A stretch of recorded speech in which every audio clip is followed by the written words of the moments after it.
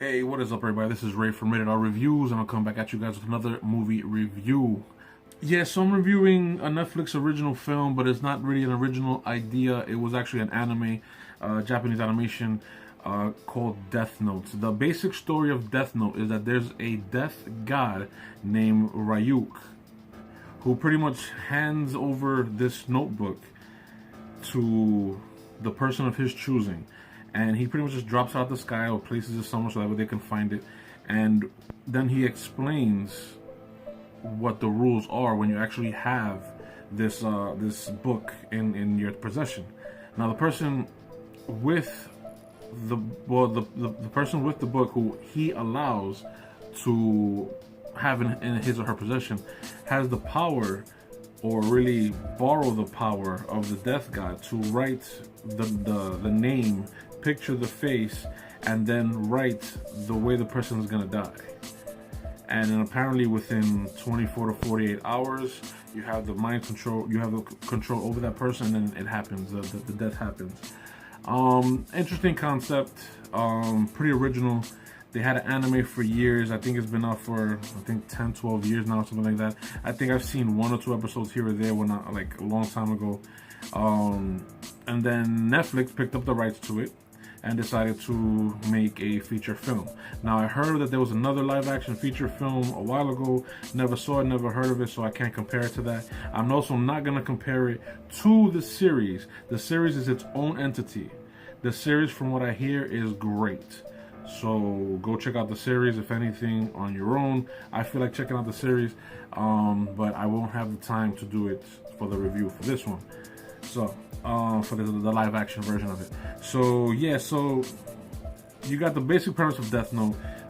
Stars Nat Wolff as Light Yagami, Margaret Qualley as Misa Amain, and Keith Stanfield as L. Now, within the confines of the story for the movie, Light is given the book by Ryuk. Okay, he puts in a name to test it out after Ryuk has a very eerie introduction to him, which was actually a good part of the movie. Like, oh, by the way, Ryuk is voiced by Willem Dafoe. Fantastic choice to voice a villain, especially a death god. Willem Dafoe, hell yes. That's one thing they got right. Anyway, so the story continues, and within the movie, I'm only judging the movie, okay?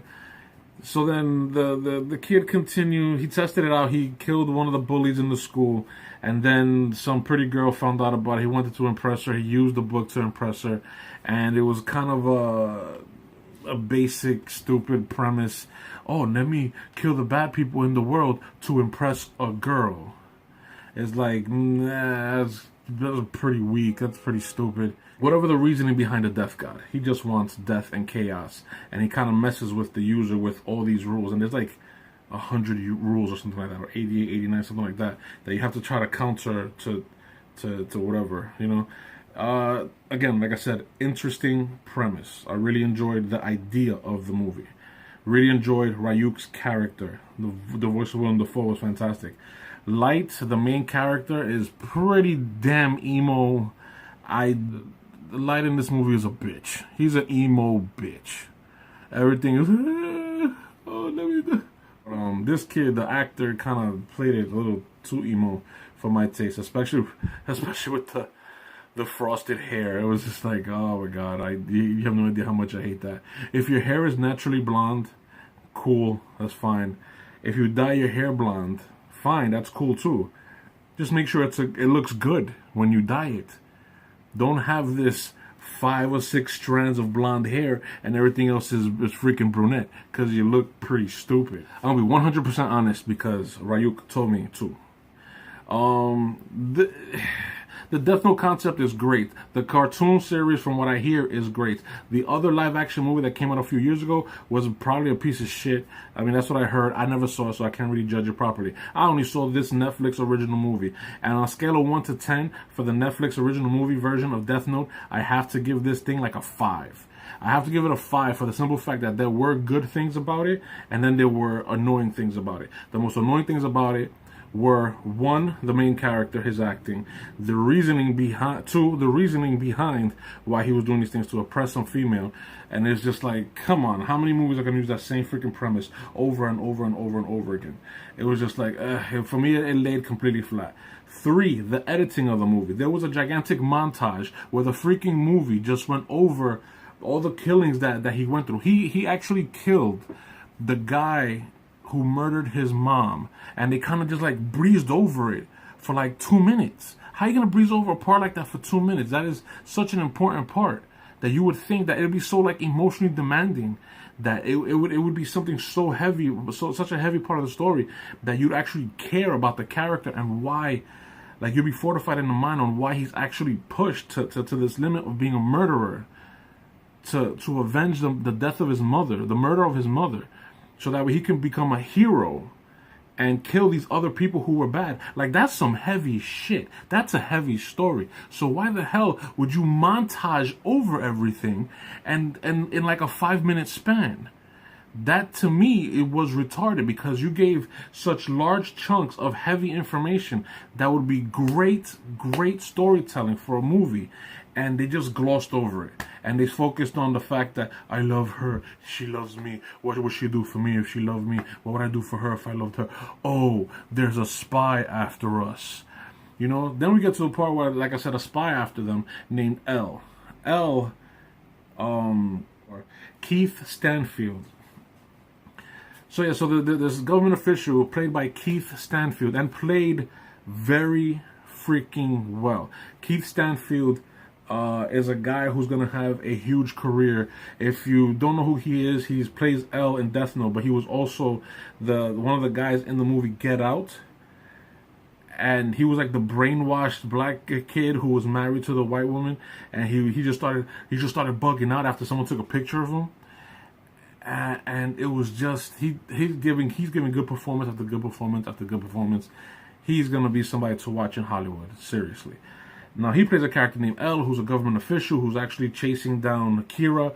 Kira being Light, who's killing all the bad people around the world. Again, they montage over it.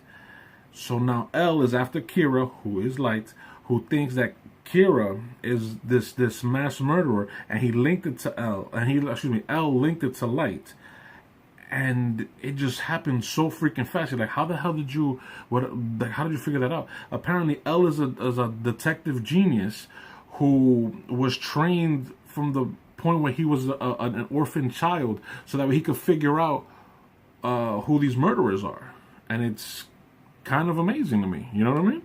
And then Light tried to figure out, or they had this cool little scene where they were both sitting at like this window of a diner, and they kind of have this rapport going back and forth, like I've heard other people refer to it as a cat and mouse game.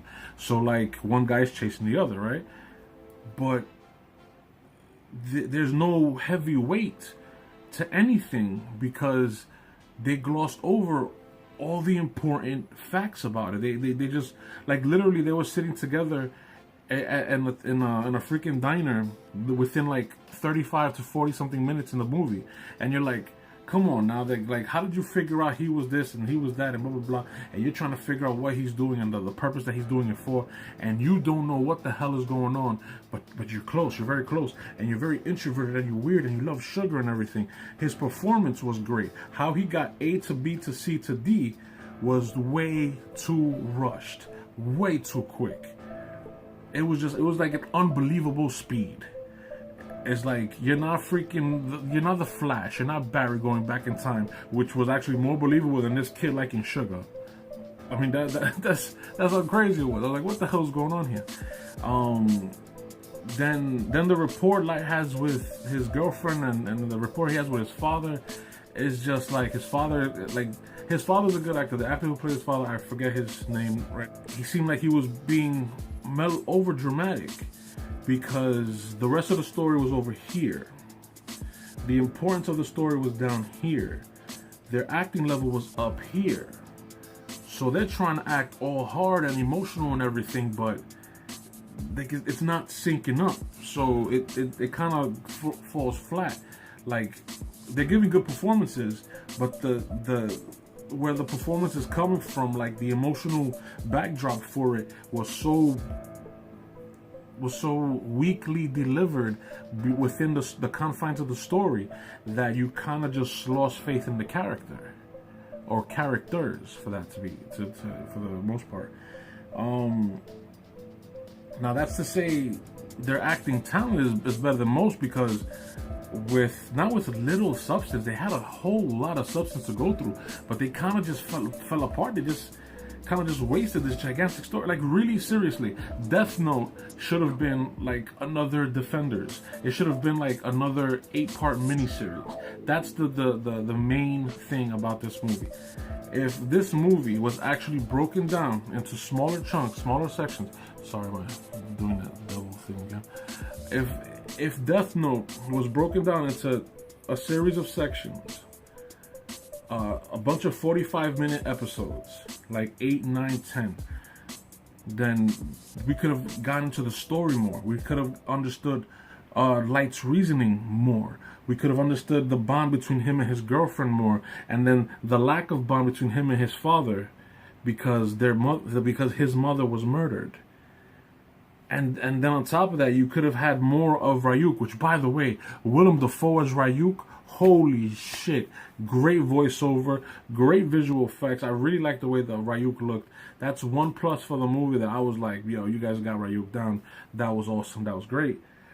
Especially the creepiness of it. Especially when we met up. When they met up, it was creepy as hell, but it just... The whole movie was weak. That's why I give it a 5 out of 10. Story... Cinematography was fine, even though they could have had more interesting ways to shoot the movie. One thing I really want to get off my chest about this freaking movie that pissed me off was the soundtrack. The soundtrack. What the fuck were you guys thinking with this soundtrack? There was like actually a few parts where the soundtrack is bumping like crappy 80s rock music. Some 80s rock music is good. I'm not trying to judge, but I'm just saying. Well, the movie, not the music. But what I'm saying is that there's some 80s rock music that's awesome. There's some 80s rock music that was shit. Apparently, they used some rock music, which wasn't exactly total shit, but just was shit for where they placed it in the movie. I was just like, what the hell? There was a couple of times I had to backtrack on Netflix just to understand what the hell Ryuk was saying, or what another character was saying, because I had to like really listen, because it's like the freaking music was so annoying that it kind of just took you out of the movie, and the timing of it was like, oh, come on. There were some parts that were just like, you didn't even really need music besides like a fast-paced bass with some guitars to show some action sequences moving or whatever, and that's it. But instead, you had like a fucking love song playing. One time, they're part of my French, that whatever, I curse, so that's it. It's just the soundtrack, the music selection was weak. The acting by the lead actor was, to me, a little over the top. They bypassed very important parts. They had not enough Ryuk, and honestly, this movie overall by Netflix was pretty much a failure. I'd recommend you to watch it at least once to give it a chance, because it's not a horrible movie. It's not a super bad movie, but it failed. Like those fans, I'm sure the fans from Deathnote trashed the shit out of this movie. I'm sure they tore it apart limb by limb, freaking every little freaking scene by every little freaking scene, and they tore it apart and everything, because like, even I'm watching this like, it's pretty disappointing. And it's rated R, so there's cursing and inappropriate things being said or whatever, and some of the visual effects, like they show a kid's head blow up, which I was surprised about. That looked pretty damn good to me, but it's just, everything else about the movie just failed. It was just like, I would kind of see it again, but mainly only for Willem Dafoe's parts, you know what I mean? So yeah, this is like a skip on Netflix. Watch it if you have nothing else to do. You might like it more if you're bored, and then watch it, compared to you're like really super excited and you're like, yeah, I want to see this, and then you see it and you're like, fuck. Okay, everybody, thank you very much for watching my review on Death Note. Hit the like button, hit the subscribe button. Please share the video if you like it. Yeah, peace.